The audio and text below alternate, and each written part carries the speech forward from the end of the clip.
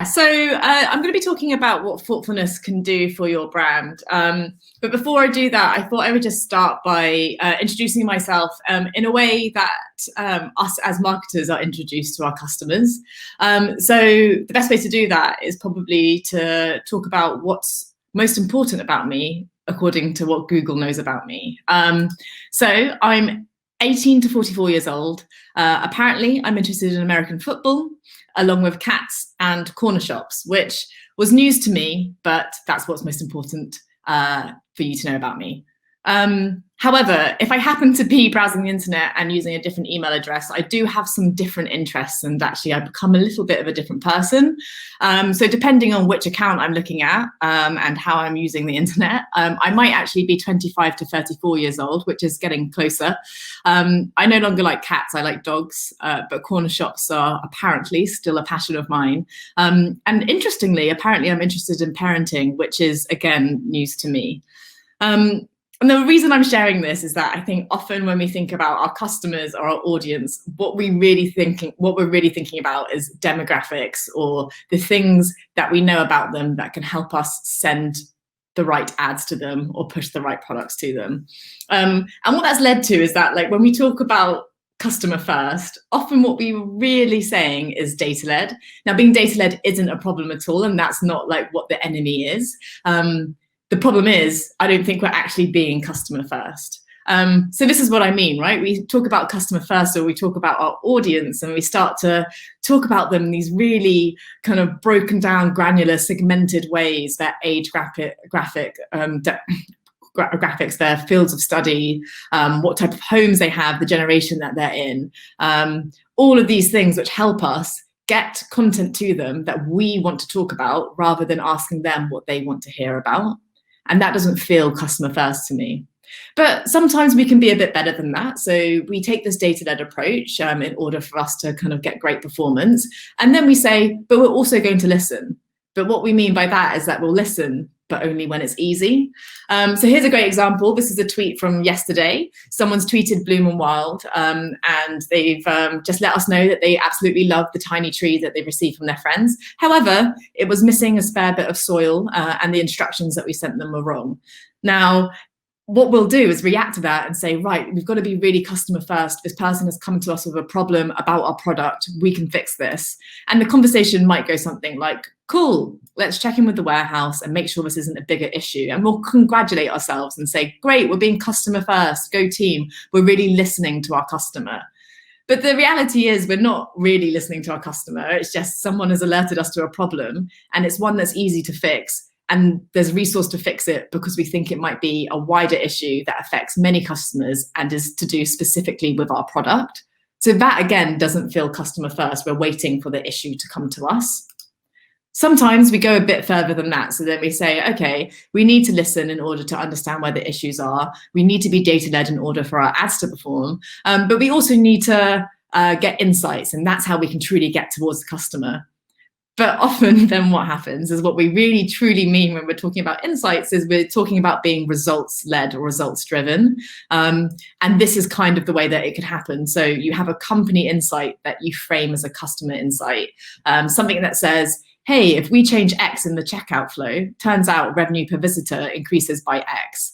And then that's followed by a conversation which is like, great, let's find more places to optimize. And somehow, all of that gets framed in this idea of being customer first and thinking about the behaviors of customer and therefore being a champion of them.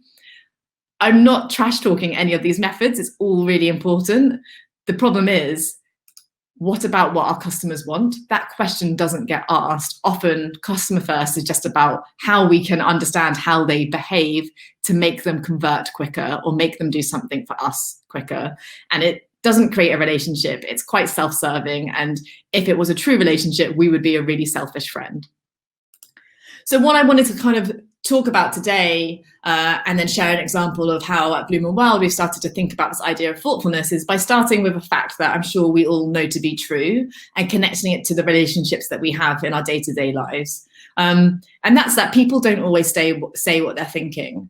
And I feel like I can pretty confidently say that, knowing that we all know it to be true, because most of us have probably been in this situation where we've gone to a hairdresser's, they've held up that strange mirror behind your head, and you've kind of just nodded and said, yeah, looks great, thanks.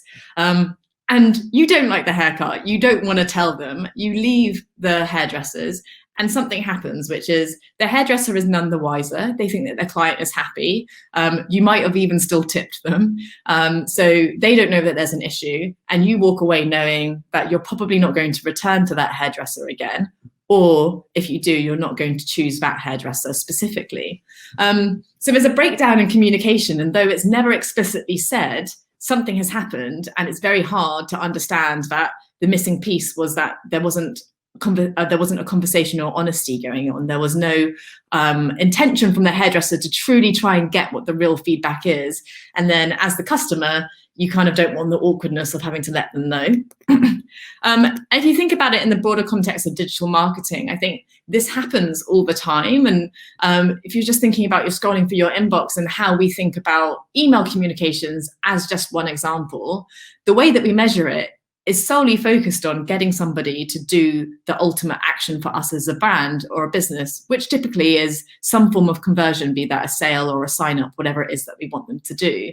And we completely ignore the fact that we know and we're aware that people are opening emails, the content within it is not relevant to them, and they're not doing anything with that. And somehow we accept that as being kind of part of the data that we don't really need to pay attention to because we're focused on the conversion, rather than thinking about what else could we be speaking to those customers about in order to stop having these moments where people are kind of receiving bad haircuts time and time again, things that aren't relevant to them, and they're not telling us because it's not made their life infinitely worse, but it hasn't made their connection with you and your company any stronger. And I think the way that we've got here is through this addiction to data that we have. And data is something that we all know to be super important, and within the digital marketing context has allowed us to become more efficient, to create great products and experiences for our customers, but also to chase specific metrics aligned to a funnel and not really think about the broader context of how you're building a relationship with your customer and your brand. And that's kind of where this seed of this idea of thoughtfulness started to come into play at Bloom and Wild. So the question within all of this is that if you're chasing purely kind of getting someone down the funnel or trying to retain them, and these metrics and the data and what demographics and perform best for you and what geographies do you need to kind of focus on, are you really building a brand if your customer only matters to you when they're ready to purchase? I think this is a question that it's a shame that we're not all in a room together, because I think in the context of the last 6 months, I reckon we've all been thinking about this a lot more. There are a lot of customers that, for whatever reason, in bigger swarms of groups and cohorts than normally, have been made redundant or furloughed and are therefore less able to shop with you. And we've realised that there's still a place for brands to be part of their lives. So I want to share an example, as I've kind of alluded to this idea of thoughtfulness, and with that kind of context of the behaviour that has kind of come to be, particularly with digital first brands, or within like the marketing rooms that we all sit in. And a couple of years ago, our customer delight team had a couple of people call in, a few people email in and ask to unsubscribe from our emails in March. And because they had specifically reached out to us rather than just clicking unsubscribe, we were able to ask them, what's the reason? Like, why do you want to unsubscribe? And it turned out throughout March, we spend 4 weeks emailing customers about Mother's Day. And for some people, that's simply not relevant to them. Either they don't have a mother because they've passed away, it's not relevant to them, they don't celebrate it, they don't have a relationship with their mum, or they do have a relationship with their mum, but they don't really want to shop for Mother's Day for them, or they don't want to buy them flowers. And all of these things were existing, but we were ignoring it because the objective and our goal was to sell flowers for Mother's Day. That's what a flower business does during March.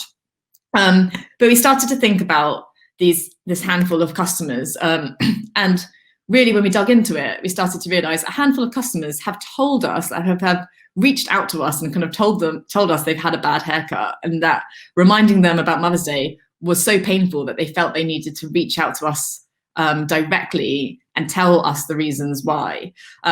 So they'd stopped listening to us. And when you think about that in the broader context and the fact that most people don't speak up, we started to think like this may be happening to more people than we realize. So it got us to a point of actually thinking about a customer insight, and it was simple. Some people don't have mums. So that was the starting point when we realized that we were getting these calls through, and we wanted to think about how we could do something to improve that experience for our customer. So the first step to that was to have a conversation with the marketing teams, the tech teams, and figure out the trading teams and figure out if we were able to allow customers to opt out of emails about Mother's Day. And then we took it a step further, and I think this is where thoughtfulness comes in. It's the first step is this act, which allows them to not have the painful experience.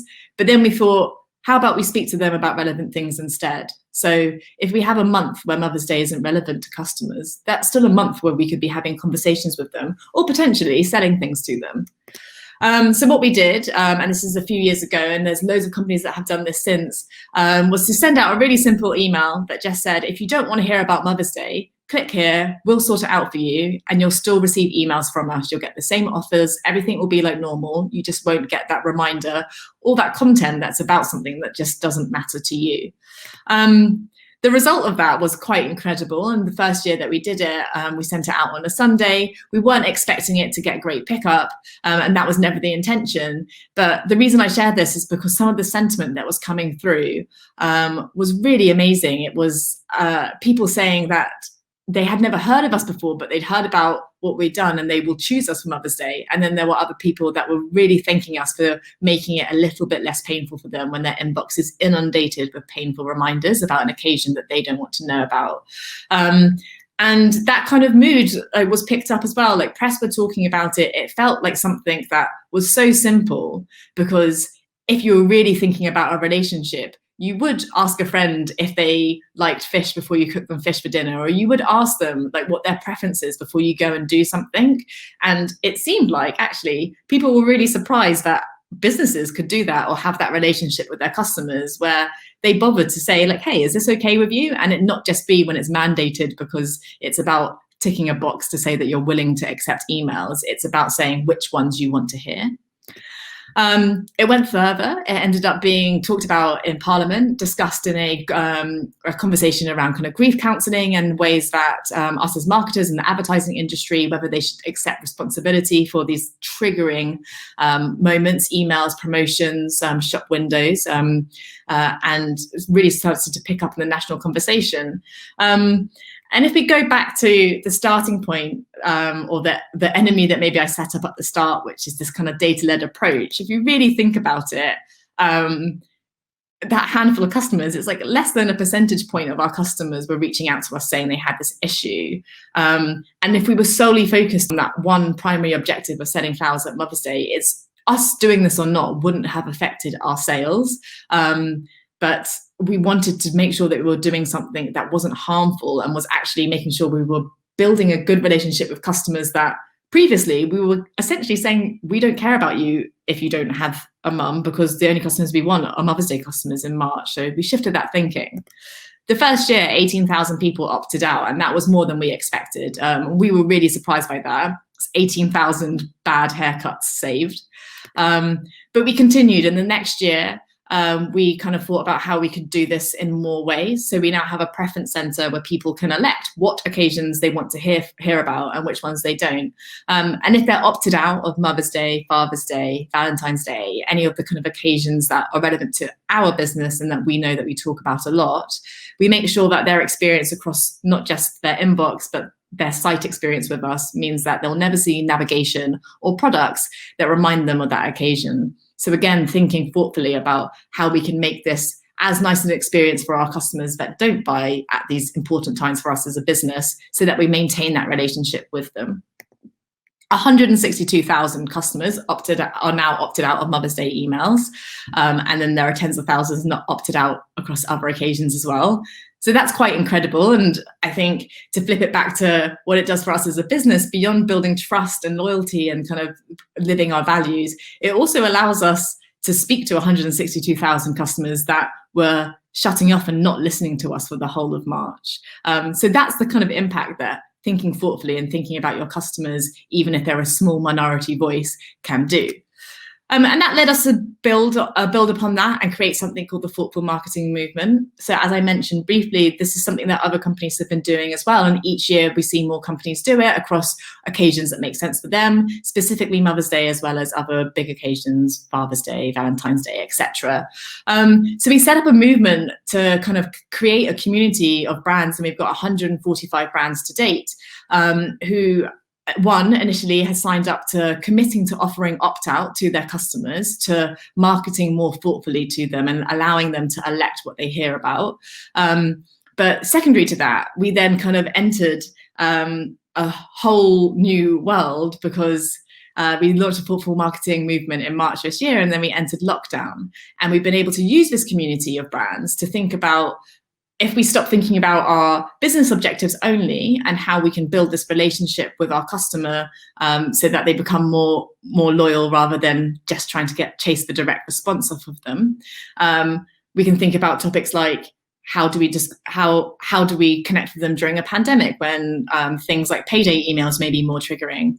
And then we moved into June and the Black Lives Matter conversations, and we were able to kind of host chats and forums with Davina, who was on here earlier today, along with a couple of other great people, to chat about how do we represent other communities that we're maybe not advocating for in our marketing. And so this idea of thoughtfulness really can expand into any realm that's relevant to your business and the marketing you're doing. And the underlying principle is about how you make it about a connection with a person and the customer, not the data point and the fact that they apparently like corner shops, American football, and dogs or cats, depending on what email they're using.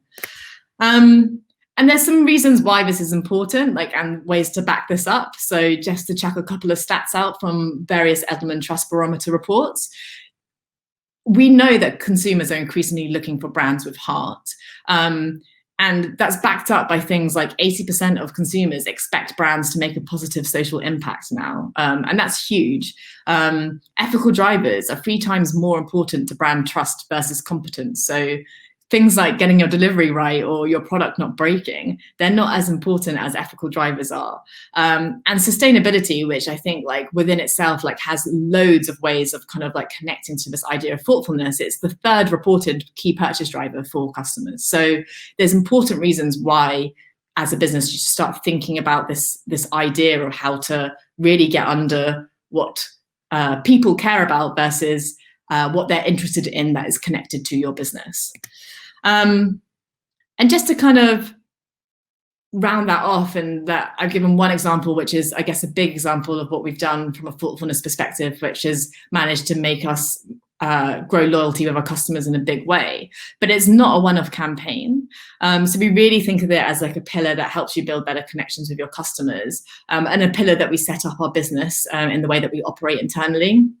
And ultimately, it helps you stay relevant and front of mind, whether your customers are shopping with you or not. So it does help the bottom line, because if you can find ways to think about what your customers care about and be part of their community, be part of their culture, even when they're not in the mood to shop with you, you can build a customer that's going to be more valuable to you over time.